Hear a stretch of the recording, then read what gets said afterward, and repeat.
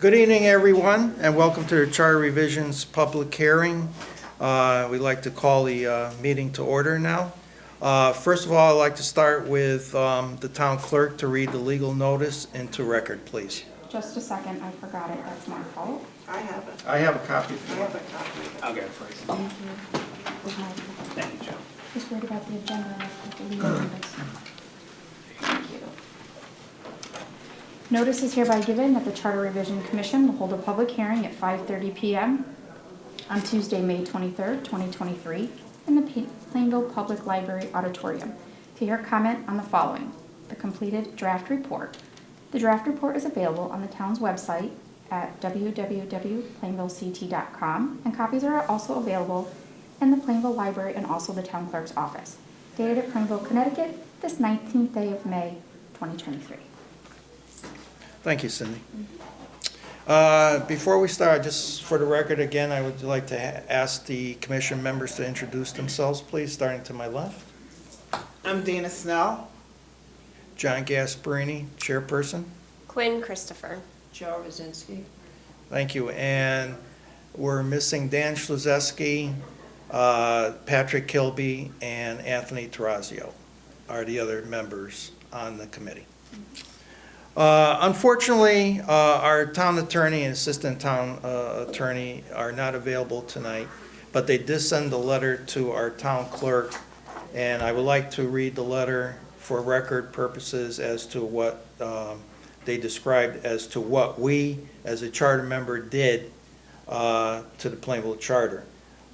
This comes from Mr. Mastriani and Mr. Chomnick, I believe, Jake Chomnick.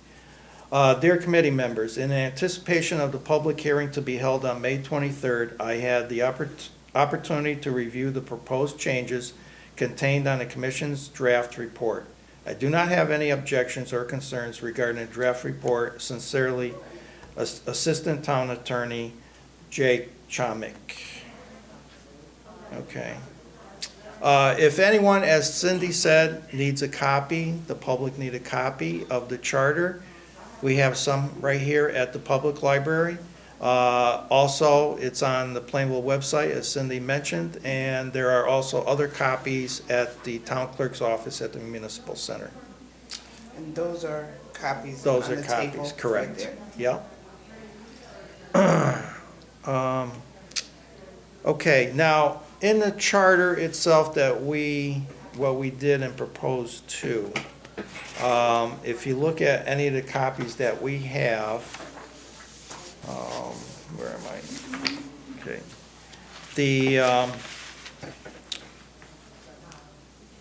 We put in the draft charter text, if it's stricken through, it is a deletion, and the added texts are underlined, which refers to the changes. And then the 5 things that we changed as a committee are as follows. Changes that allow for a waiver of the town manager residency requirement. Language changes to clarify allowing the assistant town manager to act on behalf of the town manager.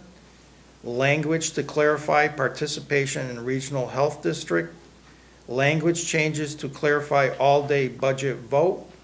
Language changes to clarify gender references. And those were the changes that we made to the charter, and everything was done with the advice of our assistant town manager, town clerk, and of course the assistant town attorney. So now we come to the public comment section of our hearing. If anyone would like to speak, could you just please raise your hand and state your name and address for the record, please? Yes, sir. Mr. Kistler. Get up there. Sure.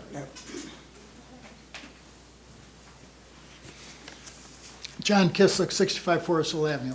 I don't have any comments on your changes. Everything's fine as far as I'm concerned. The reason I'm here, I gave the chairman a copy of my issues. I've been after the town council for years to try to fill a ethics commission.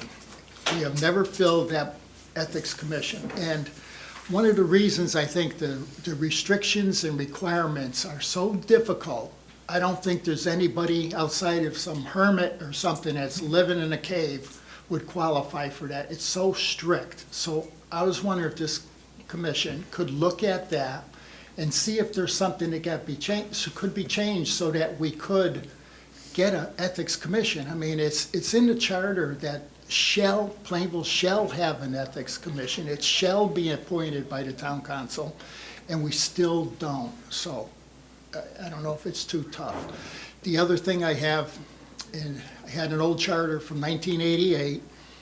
We used to have a recall provision, and that was removed. And there's a lot of towns now, I know Bristol is looking into it again to get it back in their charter, a recall provision.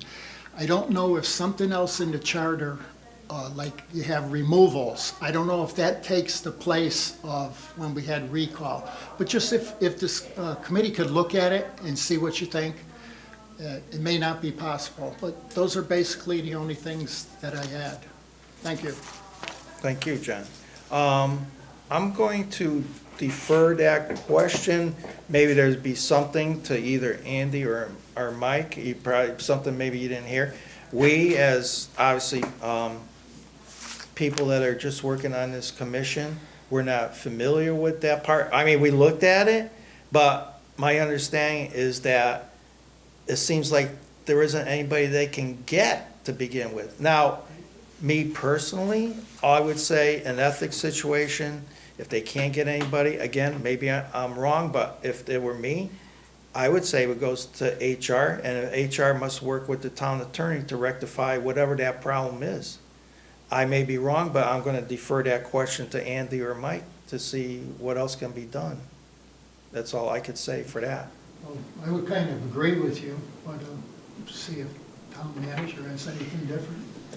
Yeah, I think John's right. I think it's an issue that it may be something we look at, something we review, and it may be under the ordinance for ethics. Obviously, the charter speaks to creating or having there shall be an ethics commission, and then the ordinance drives in terms of how the makeup and so forth, how that process works.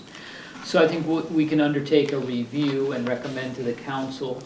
Possibly the step would be to look and review the ordinance and modify the ordinance to make it a little bit more attractive or easier for individuals to come forward to join. But I think the issue is really to get a campaign, if you will, to try and find members, because it's important, and we have to have an ethics commission. It's just we don't have people on there. Correct. And so I'm not sure what it would take to get people to come forward, but if we could take a look at the language and make it a little bit easier, we should do that. Does that answer your question, John? Yes. Okay. All right. Thank you. You're welcome. Anything else? Anyone else wish to speak to the commission? Anyone else wish to speak to the commission? Okay, before I close it, any committee members as well, you're welcome to make a comment. Anybody would like to make a comment on the panel? I'll talk. It's been a really great opportunity to be able to look at how our charter has run. You live in a town, but you don't always know why you do what you do. So this was an amazing exercise. I think that what I wanted to state for the record is that we took every single piece of this charter and took every part of it seriously, and talked about the importance and the relevance of the charter, and we really wanted to be sure that we didn't move away from our forefathers who created these charters, and really, I really think we were very thoughtful about our community and our constituents, and that we really collectively made decisions as a team, and really thinking in the best interest of the community. So I just wanted to say that I was honored to be a part of this process, and that I felt like everybody on this team took this very seriously. Thank you, Dana. Ladies, anybody else would like to make a comment? No? I'm good. Okay. Dana said it all. Okay. Anyone else wish to speak? Does anyone else wish to speak? Hearing none, we'll close the portion for the public hearing sector. And I'll ask for a motion to adjourn. I make a motion that we adjourn for the meeting. Is there a second? Second. All in favor? Aye. Aye. Opposed? Thank you, ladies and gentlemen.